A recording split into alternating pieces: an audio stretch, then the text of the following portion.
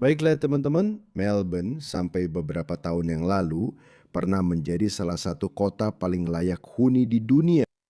Kita dulu sering membanggakannya. Kita dulu merasa sangat bangga akan hal itu. Kita bahkan dulu sering menyombongkannya di hadapan kota-kota internasional yang jauh lebih besar seperti London, New York, Paris, dan bahkan Tokyo. Tapi sekarang itu terasa seperti kenangan yang sudah jauh berlalu. Kota ini terlihat sangat berbeda. Kota ini terlihat seperti Gotham City. Video-video seperti ini sekarang hampir setiap hari bermunculan. Dulu hal seperti itu tidak pernah terjadi. Bagi kita yang cukup tua untuk mengingat masa-masa indah Melbourne dulu, coba lihat ini. Selamat malam. Preman brutal telah mengamuk di jalan tersibuk Port Melbourne, memburu dan menyerang dua pria tak bersenjata. Geng tersebut menggunakan batang logam dan palu godam dalam penyergapan di siang hari yang bisa saja lebih buruk jika seorang tukang pemberani tidak turun tangan. Satu-satunya orang Australia dalam kejadian ini adalah tukang pemberani itu. Di Port Melbourne, para preman bertudung menjulurkan badan dari jendela menuju ke sebuah penyergapan. Target mereka, dua pria muda, jelas ketakutan, berlari menyelamatkan diri.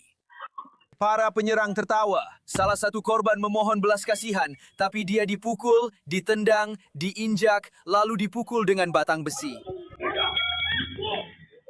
Geng yang terdiri dari setidaknya 6 orang ini sangat brutal dan mengamuk di siang hari. Korban lainnya berteriak saat dia dipukul lagi, menarik perhatian seorang tukang di dekat situ, yang kemudian merespons teriakan mereka.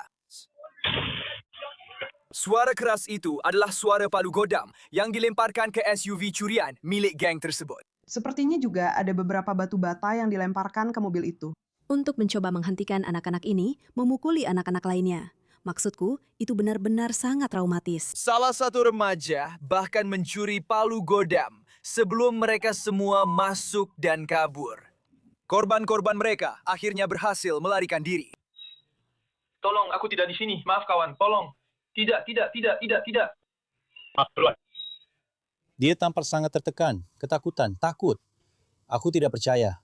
Aku hanya bilang, keluar dari toko. Menakutkan mengetahui bahwa anak-anak punya tujuan dan keberanian untuk melakukan ini. Warga memuji tindakan tukang ini yang jadi pahlawan karena turun tangan. Jika dia tidak melakukannya, mereka percaya perkelahian ini akan berubah menjadi jauh lebih brutal. Saya meninggalkan Afrika Selatan agar tidak mengalami kekerasan dan kejahatan yang pernah saya saksikan. Dan sekarang, semua itu ada tepat di depan pintu rumah saya di Australia. Dia meninggalkan Afrika Selatan untuk melarikan diri dari kekerasan geng Afrika. Dia tidak tahu bahwa kita sendiri yang akan membawa masalah itu ke Australia. Ini bukan rasis, teman-teman. Maaf. Saya sekarang sangat percaya bahwa budaya itu bukan seperti jaket. Orang-orang tidak begitu saja melepasnya dan mengenakan pakaian baru, lalu mereka menjadi orang yang benar-benar berbeda. Orang-orang adalah produk dari keadaan mereka, dan perilaku mereka dibentuk oleh nilai-nilai serta budaya mereka. Begitulah cara kerjanya. Kelompok-kelompok orang, mereka menciptakan nilai-nilai. Berdasarkan nilai-nilai tersebut, mereka membangun masyarakat, praktek budaya dan tradisi, lalu mereka berperilaku sesuai dengan itu. Tidak ada yang merencanakan hal-hal ini. Semua ini tumbuh secara alami, tetapi hasilnya menjadi sangat dapat diprediksi. Jadi ketika Anda membawa orang-orang dari budaya yang asing bagi budaya setempat, maka orang-orang tersebut tidak akan mulai bersikap seperti warga setempat, bahkan jika mereka lahir di sana. Kecuali Anda mengambil anak-anak itu dari orang tua mereka dan membesarkan mereka sebagai orang Australia misalnya, artinya mereka diberikan cara hidup Australia sejak lahir, mungkin saat itu Anda punya sedikit peluang. Tapi saya rasa mereka akan disebut stolen generation, dan itu bukan sesuatu yang kita inginkan. Ya, moralitas modern kita tidak akan mengizinkannya. Jadi hanya ada satu solusi untuk itu. Hanya datangkan orang-orang dari budaya yang serupa. Seorang Amerika yang datang ke Australia tidak akan mengalami masalah integrasi. Itu adalah fakta. Beberapa dari mereka mungkin akan menuntut hak kepemilikan senjata, yang sebenarnya tidak terlalu asing karena banyak orang Australia juga menuntut hal itu. Tapi di sisi lain, banyak juga orang Amerika yang datang adalah kaum kiri, dan mereka akan berkata, tidak, kami tidak mau senjata di sini. Itulah alasannya. Ketika seseorang datang dari Inggris, Kanada, Amerika, atau Selandia Baru, dampaknya tidak akan sebesar jika kita mendatangkan orang-orang dari budaya yang benar-benar berbeda.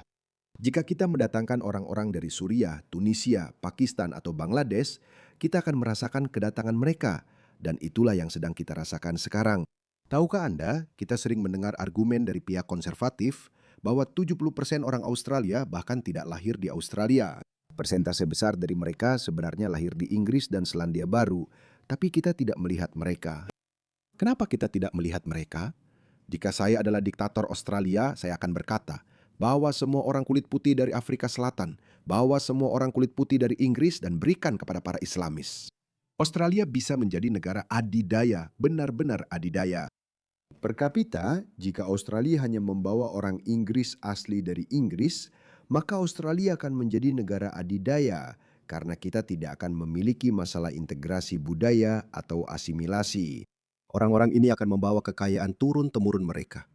Orang-orang ini akan membawa keterampilan mereka dan mereka tidak akan membawa kebiasaan dunia ketiga mereka. Jadi di atas kertas, ini mungkin terlihat seperti kebijakan Australia putih.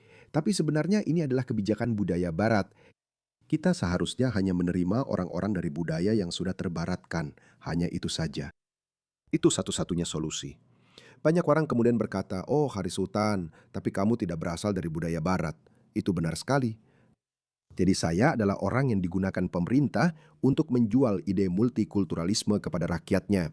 Mereka berkata, hei lihat, itulah yang akan datang ke negara Anda. Lalu kamu berpikir, ya oke, Haris bukan orang jahat, dia orang yang oke.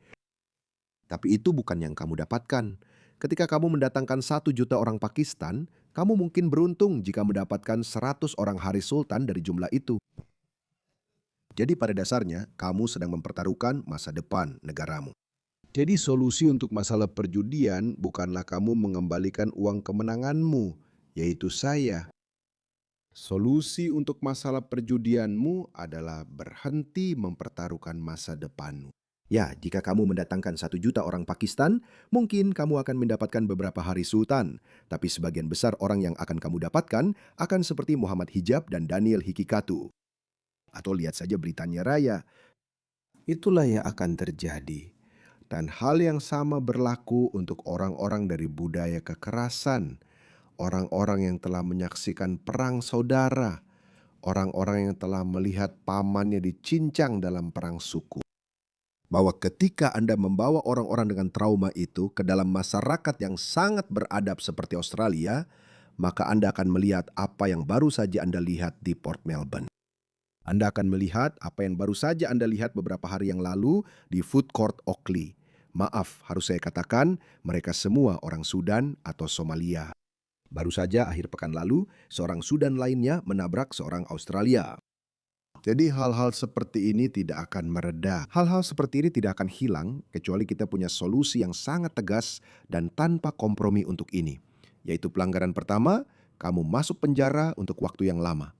Pelanggaran kedua, kamu dideportasi. Dan bagi mereka yang merupakan migran baru, jika kamu berasal dari budaya yang tidak sesuai dengan nilai-nilai Australia, maaf, mungkin kamu orang baik secara individu, tapi sekarang kami tidak mau mengambil risiko itu, oke?